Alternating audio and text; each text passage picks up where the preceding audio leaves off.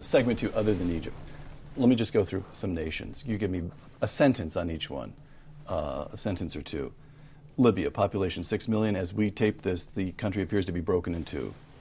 Rebels against Gaddafi seem to have captured the eastern half, roughly, of the country. Gaddafi still in charge in Tripoli, in the capital. What's the outcome? As Victor said, we don't know what the outcome is. We know Libya is important. 10% of Europe's oil comes from Libya. We know that Libya is a heavily tribal-based society, and it certainly, as Victor has suggested, it hasn't got any experience of democracy. The road to democracy, which is the road that we should all be on and aspire to, it's going to be a long, hard trek there. Tunisia, population about 10.5 million, still has no government, even though the president fled. Mm-hmm. What's going on there? I'm a little bit more confident about Tunisia because it has elements of a secular society. It's got a good tourist industry. It's got closer ties with Europe. There's an aspiring upper middle class there, and it doesn't have a history of violence as does places like Libya and Algeria. So Tunisia's okay sooner or later. I think so. It's got an affluent middle class, which is another way to put it a little more generally. It's got more of the conditions that conduce to freedom. Jordan, monarchy. Population of between 6 and 7 million.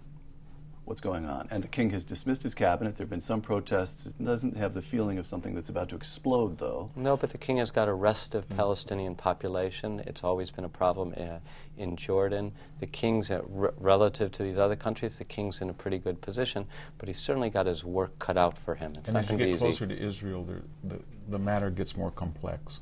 Tunisia, Algeria, Morocco, way off in North Africa, and the Gulf. right. But when you get right as a borderline state, you don't want to replicate the conditions that you had prior to 1973. Anytime Israel has a belligerent in Lebanon, Syria, Egypt, and Jordan, there's a war because it's strategically advantageous. So we're getting to a point where one could envision if something were to happen in Egypt or Jordan, we would have the exact conditions we had on the eve of the Yom Kippur War. I'll come to Israel in a moment, but just two more countries, one tiny, one big. Bahrain, tiny little country, little island, population of just over 1 million people, but it's the base for the United States Fifth Fleet. What happens in Bahrain? Again, we don't know what happens there. It's deeply problematic. Iran keeps making claims for it, but as you know, it's connected by a long causeway to Saudi Arabia. It's got a very significant Shiite population. It's very unstable. A lot to worry about which there. leads to Saudi Arabia. Population of 27 million and about a quarter of the world's oil production.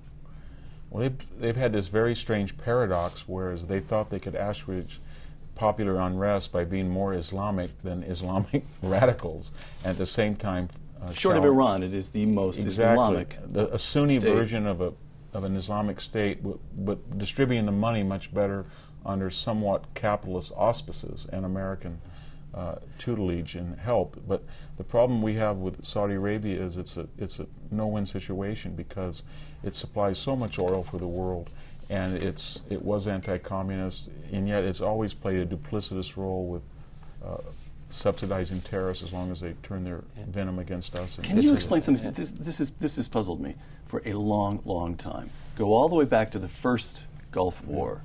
Saddam invades Kuwait. Who's extremely nervous? Whose oil fields are next up? Those of Saudi Arabia. The United States of America puts in several 100,000 troops at vast, almost unimaginable expense, billions and billions of dollars, pushes Saddam out. We base our troops in Saudi Arabia. And keeps Saddam Hussein in because the Saudis do not want a popular government or a Shiite-dominated government. In brief, we saved the Saudis bacon. Absolutely. They continue to fund the expansion of, what is the name of the extremely conservative sect? Wahhabism. Wahhabism. They continue to fund Wahhabism around the world, including in the United States. The Saudis face two threats.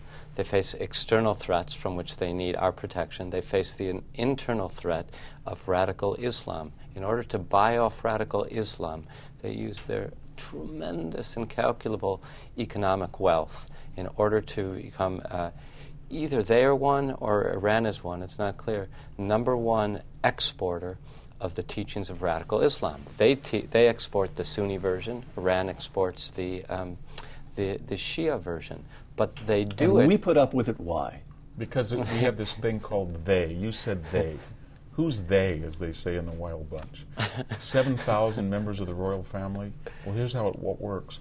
1,000 of them freelance and give money to bin Laden, they give money to Dr. Zawahiri, they give money to the Muslim Brotherhood, and then the official close circle that deals with us has a deniability of culpability. We haven't done it, we don't know anything about it, and that's the way that government works. It works elsewhere in the Middle East as well. So we cannot hold Saudi Arabia responsible. We've tried, we've said, look, the money's coming from Saudi Arabia, and they say, it's a rogue prince, it's a cousin we don't like any more than you do, radical Islam is just as much a threat to us, and then privately, when we're out of the picture, they said, you know what, keep giving money to terrorists so they don't turn their attention to us. But I repeat the question, why do we put up with it? Because if Victor knows what's going on, if Victor knows they're playing a shell game with princes, surely we know they're playing a shell game with princes. We know that, and we know one other thing about Saudi Arabia.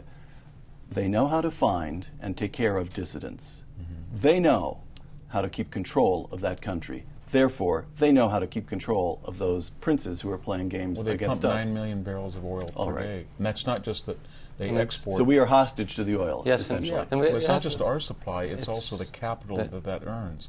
And it floats around the world financial market. So if you really, you don't, I guess I'm not a big fan of our policy towards Saudi Arabia, but I guess it was predicated on the idea we don't want a Sunni version of Iran next to a Shiite Iran, and together 11 million barrels with all of this money and all of this influence and leverage and corruption of Europe and the United States. And it corrupts us too. Remember, we have all sorts of people who have a financial interest. And we have to make clear this is not just a matter of how much money they accumulate and our dependence on their nearly 25% of the world's proven oil reserves.